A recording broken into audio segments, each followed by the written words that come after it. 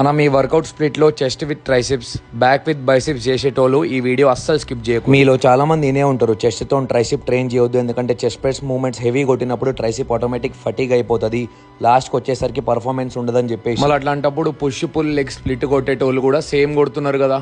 Push రోజు chest, shoulder and tricep, pull రోజు back and bicep. ఎందుకంటే ఈ స్ప్లిట్ కొంచెం పాష్ ఉంటుంది చెప్పుకోనికి. Today was my push day, today was my pull day అని చెప్పేసి. టు బి ఆనెస్ట్ ఈ రెండు స్ప్లిట్లు ఆల్మోస్ట్ సేమ్. అయినా మీకు పర్ఫార్మెన్స్ విధంగా గానీ గెయిన్స్ విధంగా గానీ డిఫరెన్స్ వచ్చేది స్ప్లిట్లతో కాదు, ఇంటెన్సిటీతో. ఇప్పుడు నువ్వు చెస్ట్ ట్రైసిప్ స్ప్లిట్టే చేయాలి కానీ ట్రైసిప్ లో పర్ఫార్మెన్స్ తగ్గొద్దంటే ఒక variation chest, second variation tricep కొట్టు. లేదు నీ చెస్ట్ స్ట్రాంగ్ గే ఉందనిపిస్తే ఫస్ట్ ట్రైసిప్ ఖతం చేసి నెక్స్ట్ చెస్ట్ లకు. బ్యాక్ అండ్ బైసిప్ లో కూడా సేమ్. బైసిప్ వీక్ ఉందనుకో బైసిప్ తో వర్కౌట్ స్టార్ట్ చేయి. అట్లా అని చెప్పి ఊకే అదే కొట్టుకుంటే పోకు. చెస్ట్ ట్రైసిప్ వర్కౌట్ లో ఒకసారి చెస్ట్ డామినెంట్, ఒకసారి ట్రైసిప్ డామినెంట్ వర్కౌట్ చేయి. బ్యాక్ అండ్ బైసిప్ లో ఒకసారి బ్యాక్ డామినెంట్, ఒకసారి బైసిప్ డామినెంట్ చేయి. పుష్ పుల్ లెగ్స్ లో కూడా ఒకసారి చెస్ట్, ఒకసారి షోల్డర్, ఒకసారి ట్రైసిప్, ఒకసారి బ్యాక్, ఒకసారి రెడ్ డెల్ట్స్, ఒకసారి బైసిప్. ఇట్లా డామినెంట్ చేసి కొట్టినాం అనుకో ప్రతి మజిల్ 100% ట్రైన్ చేస్తావు నువ్వు. ఇక్కడ డామినెంట్ అంటే ఫస్ట్ ఆ పర్టికులర్ బాడీ పార్ట్ లో మీ గుదల్దం అంతా ఖతం చేసుడు.